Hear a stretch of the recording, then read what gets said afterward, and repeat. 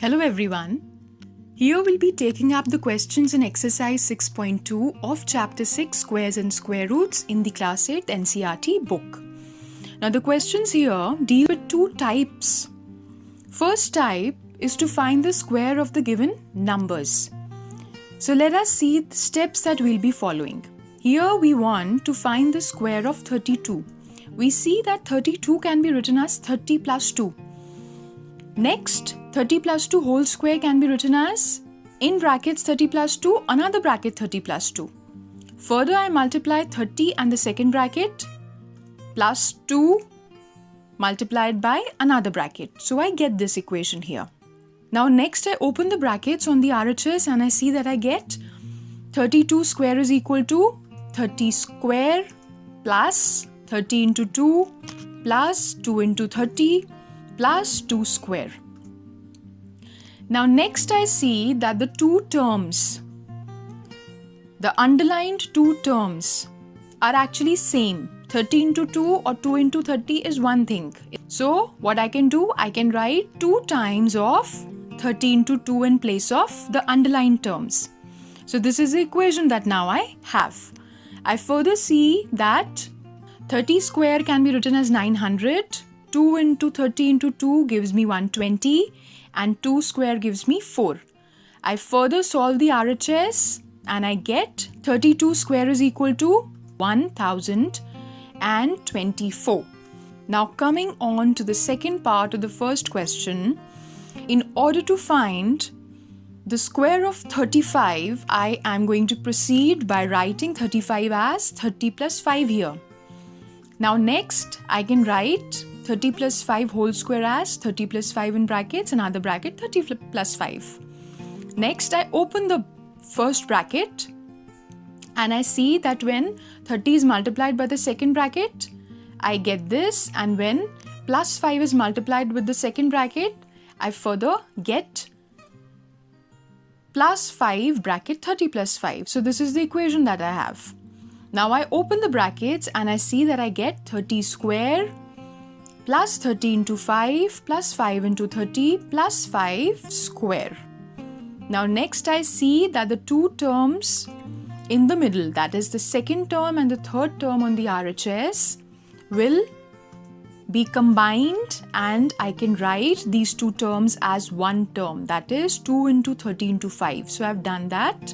So now the equation that I have is 35 square is equal to 30 square plus 2 into 30 into 5 plus 5 square. Now 35 square is equal to 900 plus 300 plus 25. Next I further add the terms on the RHS and I find that the value of 35 square is 1225. Now coming on to the third part of the first question, I want to find the square of 86 here. I'm writing 86 as 80 plus 6. I further can write 80 plus 6 whole square as 80 plus 6 in brackets, another bracket, 80 plus 6. So I get this here. Now further when I open the brackets, I have 86 square is equal to 80 square plus 80 into 6 plus 6 into 80 plus 6 square. Further, I see that these two terms here can be written as 2 times of 80 into 6. Or I simply solve. When I solve 80 whole square, I get 6400.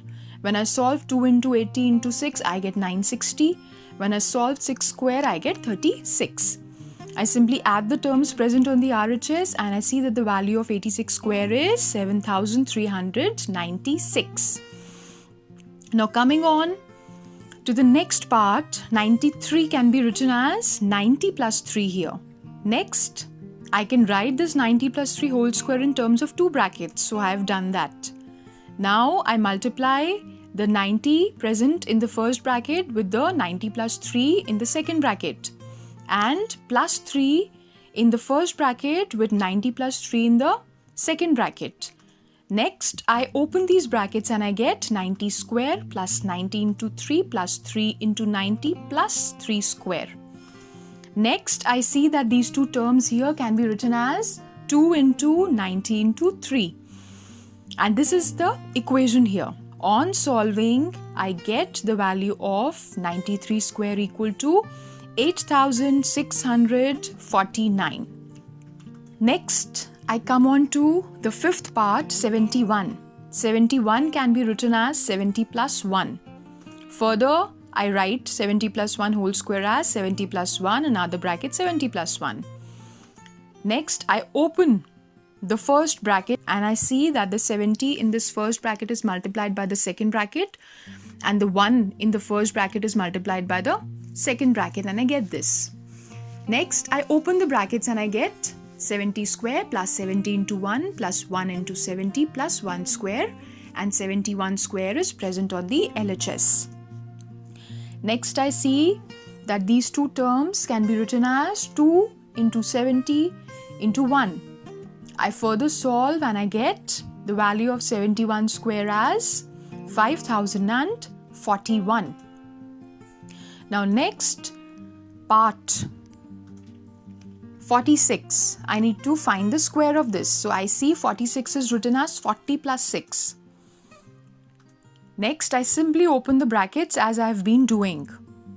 And I multiply and I finally get 46 square equal to 40 square plus 40 into 6 plus 6 into 40 plus 6 square. The two terms 40 into 6 and 6 into 40 will give me 2 times of 40 into 6. I keep solving and the value of 46 square is 2116. Now next, I come on to the second question, which is dealing with the second type of questions actually. So here we are supposed to write a Pythagorean triplet whose one member will be given to us. So before we go on to the questions, we should be well aware of what a Pythagorean triplet is. So I have three numbers, 3, 4 and 5. I say that when I square 3 and I square 4 and I add the two results, then I'll be getting the square of the third number, that is 5 square. So what I can say that 3, 4 and 5 are referred to as the Pythagorean triplet. Also, before actually coming on to the question, there is one more thing while we solve these questions. So here 2m, m square minus 1 and m square plus 1, where m is a natural number greater than 1. These three numbers are referred to as the Pythagorean triplet. So coming on to the first part of the second question, 6 is given to us. What is 6 here? 6 is a member of the Pythagorean triplet. We need to find that triplet, or in other words, we need to find the other two members of that triplet. One is given to us, that is 6, but the other two are not given to us. We need to find that. So we proceed by saying that a Pythagorean triplet is a set of 2m, m square minus 1 and m square plus 1, where m is a natural number that is greater than 1. I have assumed let the first number or the first member of the Pythagorean triplet be 2m. Let the second member or the number of the Pythagorean triplet be m square minus 1. And let the third number or the member of the Pythagorean triplet be m square plus 1. Also, they have given us that one member is 6. So I am assuming let the first member, that is 2m, be 6. Now if 2m is equal to 6, I can say that m is equal to, I'm simply solving this equation, 2m equal to 6. I see that 2 can be cross multiplied. On the other hand, it can go to the denominator. So I can write m equal to 6 upon 2, or m is equal to 3. Now I'll find the other two members. The second member was m square minus 1 and the third member was m square plus 1. So I'll find the value of the second member, that is m square minus 1. I'll solve this. I'll put the value of m equal to 3 in this equation and I see that m square minus 1 is equal to 3 square minus 1, which is further equal to 9 minus 1 equal to 8. So the second member I've got as 8. First member was what? It was 2m equal to 6. The second member is what? It is m square minus 1 equal to 8. Now I'll find the third member, that is m square plus 1. I'll solve this equation. I'll put the value of m equal to 3 in this equation and I find that m square plus 1 is 10. So the third member is 10. So now I have the Pythagorean triplet. I have 6, 8 and 10 as the Pythagorean triplet. So now moving on to the second part of the second question, I have one member as 14. Same thing, we know that a Pythagorean triplet is a set of 2m, m square minus 1 and m square plus 1, where m is a natural number greater than 1. I'll assume the first number to be 2m, the second number to be m square minus 1 and the third number or the member of the Pythagorean triplet be m square plus 1. Now I let whatever, this 14 is given to us, so I let the first number to be 14. So 2m is 14, I'll solve this and I get the value of m as 7. Now next I find the other two members and I see that m square minus 1 will give me the value as 48. Now next m square plus 1, when I put the value of m in this equation, I get m square plus 1 equal to 50. So the three numbers that form a Pythagorean triplet are 14, 48 and 50. Now coming on to the next part of the second question, one member here is 16. So same thing as we did in the previous two questions, we'll be doing the same thing here. We know that the Pythagorean triplet is a set of these numbers where the value of m is greater than 1.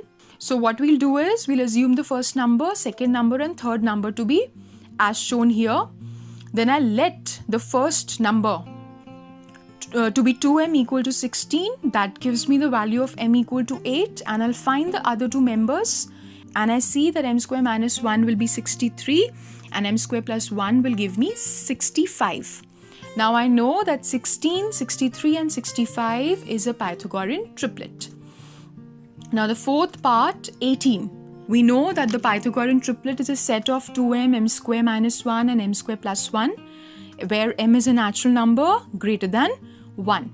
Let the first number to be 2m, let the second number to be m square minus 1 and we let the third number to be m square plus 1. Now we let the first number 2m equal to 18. This is given to us. Here we'll find the value of m, that will be 9. Next I'll find the other two members. I know the second member is m square minus 1. I'll put the value of m and I get 80 and m square plus 1 is a third member of the triplet and I'll put the value of m in this equation and I get the value of the third member to be 82. So 18, 80 and 82 are the three numbers that form a Pythagorean triplet. So we are done with this exercise. I hope things are clear to you. Thank you very much and all the very best.